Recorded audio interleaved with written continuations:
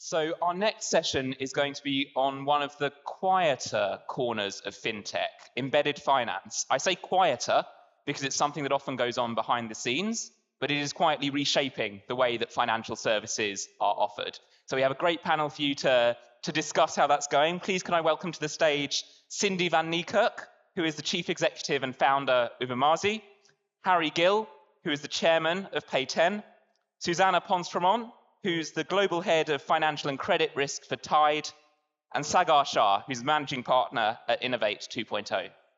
Thank you, everyone, for coming on stage and joining us today.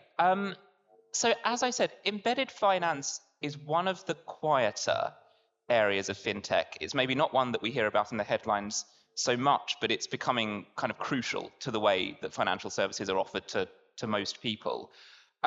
Could we start by defining our terms? Sagar, could you tell us what we're talking about when we're talking about embedded finance, and maybe give us some examples of places that we see this in people's lives? Yeah, sure. So thank you for EDB and Economist for inviting us for this really exciting talk. So when we talk about embedded finance, it's about embedding financial services solutions into products and services.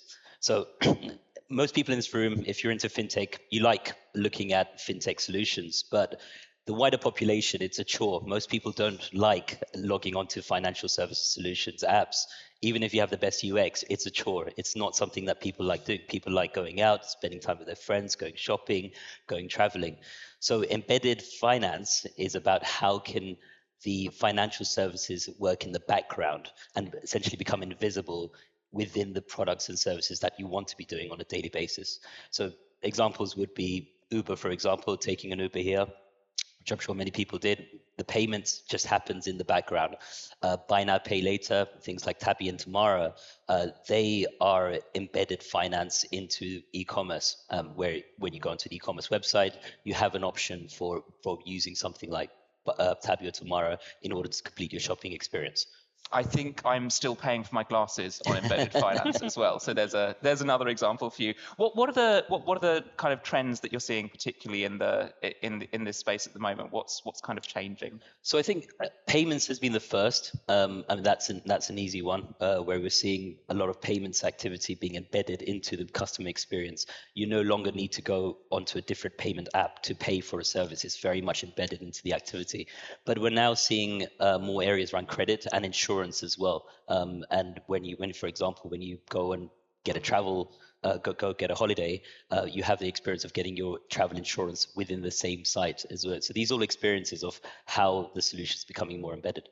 Thanks very much. Now, Susana, in your role, you need to think about the kind of the risks that these new services pose, as well as the opportunities.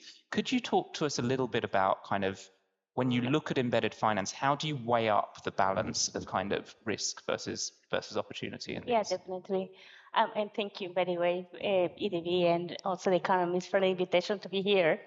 And the way and this is another use case for embedded finance. Tide platform. It's not Tide the detergent, by the way. So it's Tide platform. It's a financial platform which allows the customers, like in our case, our customers are the small business owners, allowed to have access to financial and non-financial services within one platform. So we have created an ecosystem that enables these small business owners to manage all their financing needs and their admin needs to manage their finance department, for example, without having a CFO. And that's one of the benefits that we offer, and it's very much aligned with the benefits of embedded finance, which is having access to financial and non-financial products, such as loans, bank accounts, invoicing services, accounting services, within one ecosystem without leaving that ecosystem and that platform. So that creates very streamlined user experiences, and that is one of the benefits. It also creates the opportunity to have different revenue streams And these revenue streams are coming from, for example, the loan interests, also acquiring fees, interchange fees. So that's one of the benefits for the company itself, participating in the embedded finance solutions to have diversified their revenue streams and reduce the risk of, for example, one product not working well, and they will compensate it with cross-selling other products. So the one in terms of the risk that exists, there are many. If you are the one, for the lenders, for example, buy now, pay later, of course, credit risk. We as lenders and credit risk managers, have to understand very well the profile of the customers for each of the non-financial platforms that are offering the lending products, and also understand who is going to be responsible, for example, collecting the debt, who's going to be responsible for a chargeback, a negative balance, and also if there are some problems in the execution of the delivery of the products. So for me, like the biggest risk is related to implementation of the business model between the entity providing the non-financial services and the entity providing the financial services, ensuring that if the operating manual is tight and is in sync and is clear in terms of roles and responsibilities, and responsibilities with the clients. It's at that nexus between kind of financial and non-financial institutions that you find both the risks and the opportunities. Exactly. Here, right? Yeah. And as you say, like it's an age-old theme in finance. You can't get away from credit risk. Harry, as we see kind of particularly non-financial institutions kind of offering these embedded finance services, there's kind of new infrastructure we need to make sure there are payment rails there, to make sure kind of the digital infrastructure to deliver these services is in place. Could you talk to us a little bit about that? What's the kind of digital infrastructure that is needed for these services to kind of keep growing and thriving? I think as of today, if you see globally, like you see, the best example is today the event created by EDB Bahrain, right? And you see the innovation, the people joining in. I think the infrastructure is there now. There is infrastructure when it comes to developing markets, developed markets. The infrastructure is there, and central banks,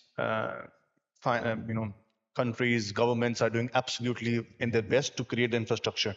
Let's take a benefit pay example in Bahrain, right? As we are in Bahrain today, so let's take a real life example. Today, probably most out of 1.6 million people residing in Bahrain, more than 1 million people have benefit pay, domestic scheme, infrastructure. So that is at the customer end to pay. Then now new schemes coming in globally, open finance, regulations coming in. These are what is required to take it one step further ahead. Now, when you have open banking, when you have domestic schemes, they play a very important part, along with very clear regulation, which I think globally all the regulators have made regulations very, very clear in how you onboard the customer, what are the differentiator between a fintech who will onboard the customer and accept the payments, and what is the differentiation between who will give the funding, who will loan the SMEs, because at the end of the day, like she rightfully said, SMEs account for the economies, right? Anywhere in this region between 89 to 94% is what they account for.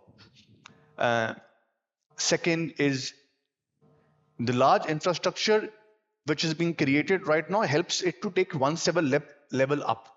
For instance, in the region, Bahrain will not be the right example, but let's say between 7 to 30% there are unbanked SMEs. We always talk about unbanked people and underbanked people, but there is a larger underbanked or non-banked SMEs, which ranges from 5 to 30%, and taking consideration that the SME accounts for 89 to 95% of the economy. So the infrastructure which needs to be created, and like, for example, Payton is doing now, we're coming up with machines, with DQR machines, where, infrastructure was already there. If you talk about Visa, MasterCard, right? Everybody had Visa, MasterCard machines. So, but why is the adoption did not happen, is the question. Because SMEs work on thin margins. They don't want to pay 2.5%. They don't want to pay 2%. So the infrastructure which needs to be created is, hence we are having an MOU with Benefit, and Benefit has done absolutely amazing job in this region, especially in Bahrain, is that they've created an infrastructure which is acceptable by the SMEs. So today SMEs would like to accept Benefit Pay because it's cheaper way to accept payments. So that's the important part. I went to a couple of markets.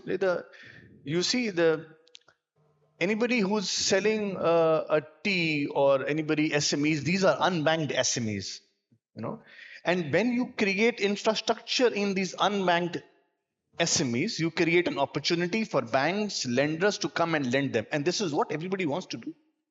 So infrastructure was there. I think infrastructure needs to be replaced with cheaper infrastructure. Is the infrastructure people actually want to use? People don't want to accept expensive infrastructure. Infrastructure is there. I mean, you can pay by a card, but the problem is, and regulators cannot do anything different, because a regulator's job, and regulators are doing absolutely great job in clarifying every 6 months, 1 year, changing regulation, updating the regulations, oversighting all the fintechs and the banks. It is just that the acceptability, the question is that card machines have been here for how long? Why are these SMEs still unbanked? Now, Cindy, there's another side to this infrastructure question, which I know is dear to your heart at Umazi, because you can't really do any of these services without secure digital IDs. Could you explain a little bit about, is digital identity a kind of a bottleneck for kind of rolling out embedded finance services? Or is it kind of an enabling force to do that? How do you think about it? So just firstly, if you allow me, I want to say thank you to EDB. We're a bit of a fintech fairy tale, having met EDB November last year, and we've just incorporated here in the region, purely because we've received open doors, open arms, and it looks like a really interesting ecosystem to be able to establish what we're trying to do. What Umazi is focused on is creating digital identities for businesses. So carrying on from what Harry just said, is the unbanked SME, is how do you get the unbanked SME to be included in the ecosystem? The simplicity of what we're doing is we're saying we're going to reuse what already exists. So yes, and partly some of the infrastructure is already there. But if you have a business identity to be able to facilitate some of that interaction and that transaction, it opens up a whole new world. Is it a blocker? Is it an enabler?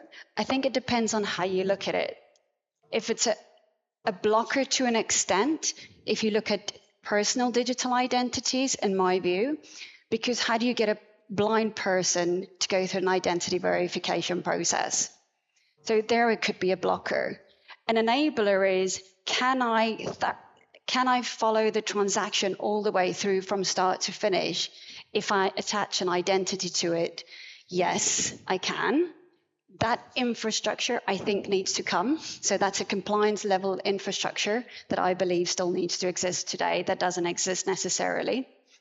And then if you say, I'm attaching an identity, whether that's an individual identity or a business identity, it also creates a different level of trustability on the infrastructure and the transaction, as well as the ecosystem.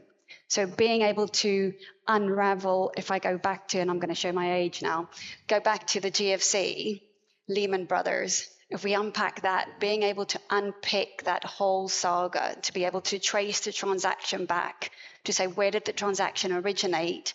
How does that transaction sit within today's ecosystem so that we can leverage that risk or not? That's really important. And I mean, that was perhaps the biggest problem during the GFC, that nobody could trace those transactions, and therefore banks could lend to each other. It was the start of LEIs. Yes, that's the reason why LEIs exist today. Yes. Now, LEIs, just for context, is a really small part of an identity of a business. when you look at a business identity, yes, I can identify the name and the company and where it originates from, but I can't unpack the shareholder structure. And that's sort of what we're trying to facilitate, is that streamlining of getting access to that data. You're talking about kind of a very kind of unpicking some very complex systems here, and it's kind of impossible to talk about anything like that these days without bringing in artificial intelligence. What does AI have a kind of role to play in? For sure. So categorically, we've built our own AI tool. But if I take a step back, I also see the opportunity as well as the risk of AI. So when I think about what Tide, for example, tries to do when they onboard customers, there's a risk in how do you onboard a customer successfully without necessarily being tripped up by AI. So I'll give an example for the audience sake. Is I showed a passport to a lawyer not too long ago that was AI generated. Now, categorically in the UK, we still email our passports around quite freely. The lawyer could not tell me whether that passport was fake or not. So that's the risk of AI. Now, the opportunity of AI, which is partly close to my heart, which is what we've built, is can you augment AI, apply AI to augment what we do today? So that risk-based methodology, you say to a compliance person, I'm going to give you an AI tool to get to the risk-based decision faster, but at the same time, also help you understand risks that you may not look at today that isn't on your checklist. So can I look at sustainability risk? Can I look at ops risk? Can I look at legal risk that doesn't sit on my checklist today? And that's why I say AI is both an opportunity as well as a risk. Yes. Now, given that we're talking about kind of risks and where they sit, and this is very much kind of your bread and butter, Susana, I'd like to ask you a bit about that. When you've got kind of vendors offering embedded finance solutions, they may be entering an area that they haven't been in before. How should they think about credit and operational risk, and in particular, who's kind of responsible for it when you've got this nexus you talked about earlier between kind of financial and non-financial institutions? Yeah, I think the way how, and I'm going to go back to the vendor management process, because in the partner management process, because every time, for example, a new product is being considered to be offered, for example, if we're talking about loans, for example, checkout, like the payments that you can do at checkout, at the checkout point, or buy now, pay later, or even acquiring services. Every time a vendor is providing that solution, there's a risk assessment that is being performed to understand the risk that that solution will bring into the ecosystem. For example, the risk, credit risk. For example, if a lender is providing that as a lending partner, the solution into our ecosystem, then we assess the lending standards of that lender, understanding, do they meet the consumer duty regulations? Do they treat the customers fairly? Is there transparency in pricing? Do we have a clear legal, there's a clear legal framework, for example, and this is to make sure that there's clarity from the lender's perspective or that company, and they do understand their business. And for us, given that we are providing the front end and, those services are offered to our customers, then we do. For us, it's a matter of understanding that and making sure that our customers will be safe in safe hands. Let's put it that way. That there will not be inconsistencies in the in the products? And finally, who's going to be responsible if there is, like, for example, if there's collections activities to recover the funds given by the lenders? If, for example, there are collections activities that are not, within the defined regulations for collections, then are we going to be responsible, or they are going to be responsible? So going back to clarity, complete clarity in the operating manual, it has to be defined through races and roles and responsibilities, who actually will conduct the collections, what will happen if there's a deviation, and if there's a, for example, ultimately, reputational risk for the entity, like for us, for example, as a front end, what will happen? Which are the remediation steps that will be taken? So it's a matter of complete clarity, and that also applies to KYC. It needs to be defined which entity will provide the KYC and how the process, the flow, the activity flow will occur, and identified what happened, and there's a break in KYC. It's a huge amount of complexity. Sagar, because you work quite a lot with various regulators, can I ask you what's your kind of picture of whether regulators are kind of keeping pace with the kind of the scale and the pace of innovation in the sector, and does it differ in different regions? How are they keeping up? So I think what we've seen is regulators have moved away from institutional regulations to activity-based regulations. So they've put essentially guardrails around who is conducting the financial services activity, and we will be regulating that financial services activity as doing so. I think ultimately regulators are concerned with customer protection. That's the ultimate goal. I think one of the key challenges with embedded finance is you're removing frictions in getting into financial services products. So for example, were you aware when you bought those glasses that you were entering into a financial services contract, a credit contract? And I think one of the concerns with that are if consumers are not aware that they're entering into specific financial services contracts, does that put them into a challenging position? So I think more work is probably required, particularly around financial literacy. I think that's a big part of it, so consumers are aware of what financial services transactions they're getting into through embedded finance solutions.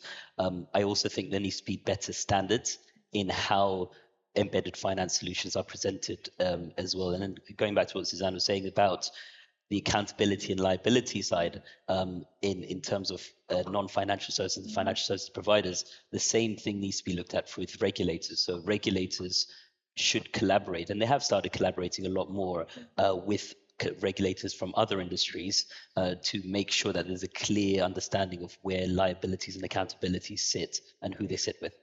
Yeah, I'm going to add to that a little bit, just to answer your question slightly more direct in terms of are the regulators going to keep up with pace? And I think it depends on the regulator. It depends on the region. So categorically, as a originally incorporated out of the UK startup, we've interacted with a number of regulators globally, both regionally in the European Union, but also outside. And I think if I explained to someone at the regulator today what we do, in the UK, I would sort of get a knockhead. It's like, okay. But the number of times that I've sat in front of ministerial individuals here in Bahrain, as well as the regulator, where automatically the conclusion was made, and I was asked a question, oh, do you use distributed ledger technology to facilitate this process? Was staggering. It was so, from my point of view, the regulators within the GCC region, I think, are better set up because there's knowledge, there's understanding, there's a need and want to innovate and disrupt, to do things more effectively, more efficiently. At the end of the day, also creates a more compliant ecosystem. And I think you said as well, it's I just think very quick. I think I side with that. We are licensed in UAE and Bahrain. We are dealing with multiple regulators across the globe as well. I think the regulators are, again, I side with her. It depends upon region and the region's need to evolve. Their need to evolve with the fintech ecosystem and the banking ecosystem. I think the regulators are very progressive in this region, and in regions where they feel that the game needs to be stepped up, and they've already stepped up the game. And the regulators are working day and night closely with the fintechs how to innovate, how to evolve, and it's very progressive. 10 years ago, if you would go to a regulator, you would not get a meeting. Now you can meet them in an event right now. Yeah. And that's the change which we have seen. We've kind of heard that over and over again, the kind of the speed with which you can kind of get the information you need, figure out what you need to supply, and then get the regulations are very clear high. these days. The guidelines, the process, even when it comes to embedded finance, I'm as a fintech, so we sometimes, some fintechs would like to try to put it on regulators. Oh no, we got confused guidelines. The guidelines are very clear. They're very clear. Roles and responsibility when you're doing a BNPL, and the differentiator who will lend and who will facilitate the payment is very clear. There is no doubt on that role responsibility. That are you allowed to lend? No, you're not allowed to lend. As a fintech, I'm not allowed to lend. I'm allowed to create a platform where somebody will come and lend. And then the lending risk is very clear.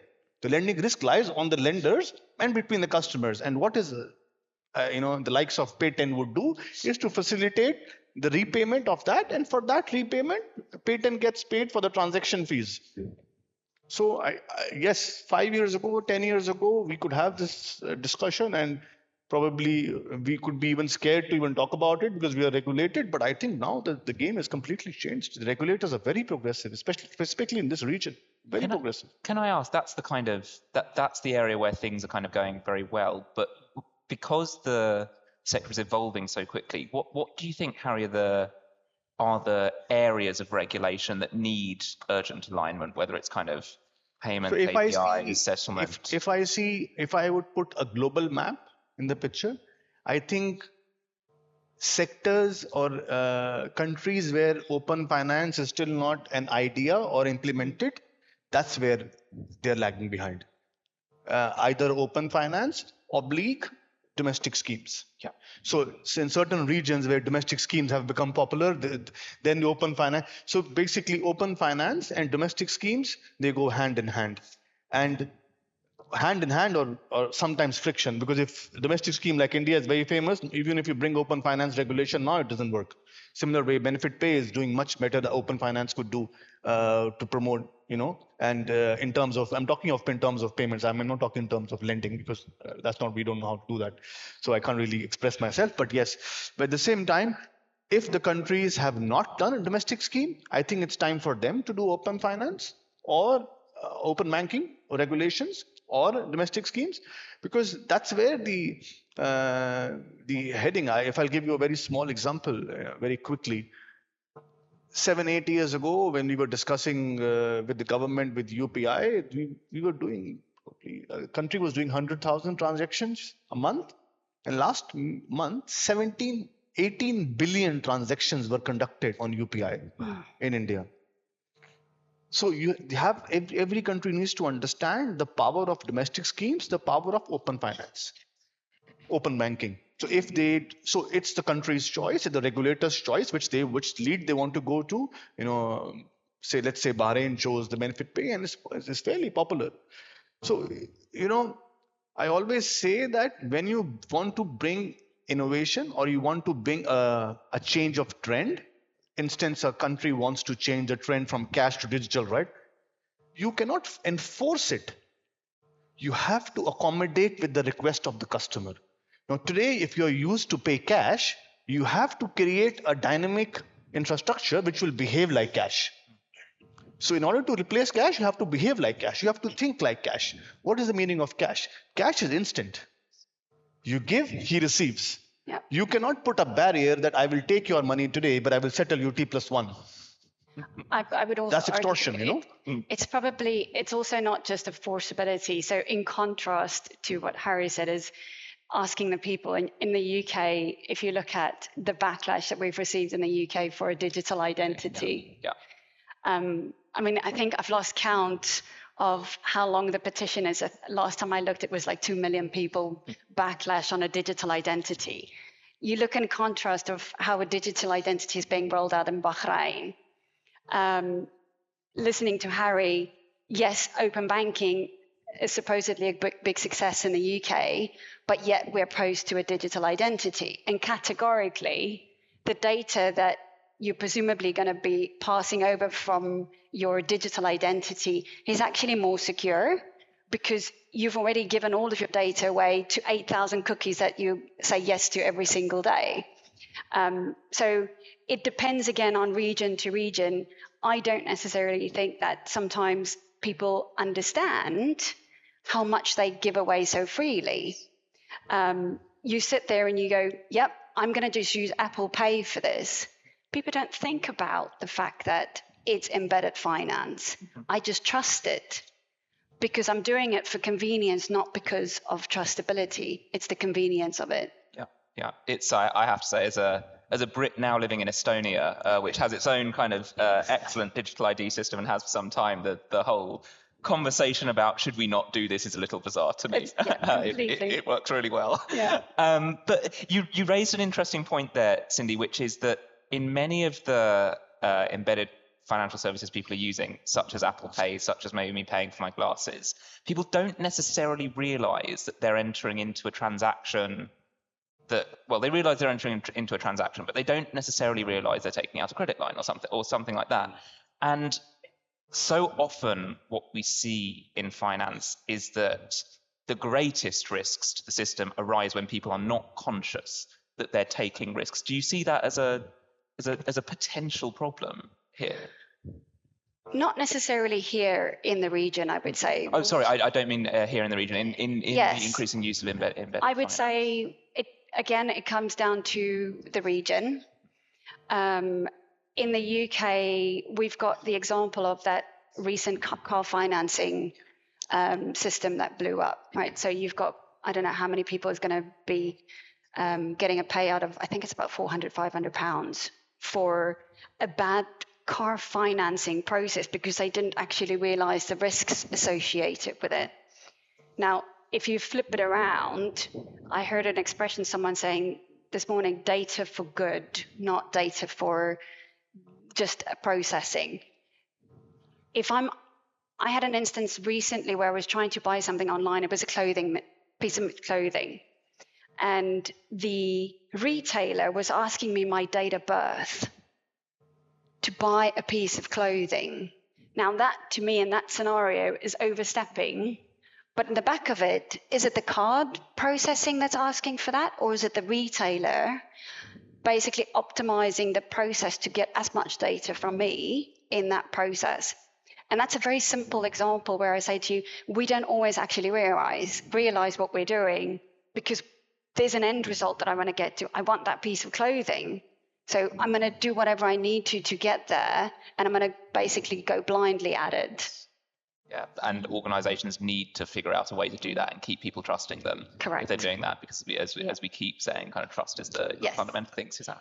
Yeah, I partially agree with that because, of conduct risk. Because, like the financial institutions, for example, working with providing these products and financial products, or on the flip side, the platforms actually enabling the products to the customers. Think about conduct, potential compliance and conduct risk, and ensure that, for example, if somebody is getting Apple Pay or like a loan or acquiring a POS, there's a contract that is signed between the user, explaining the service, explaining that actually there's a financial obligation in there, and that is a financial product.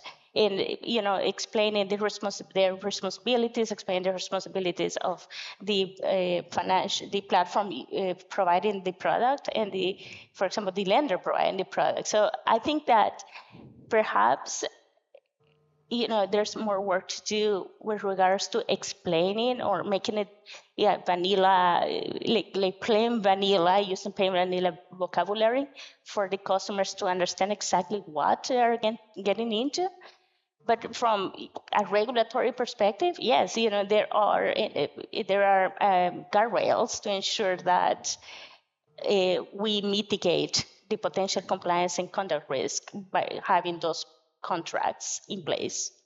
I could keep asking the four of you questions about this for pretty much the rest of the conference, as I think is obvious, but I'm afraid that's all we've got time for. So can I just thank you very much for sharing time? Thank you.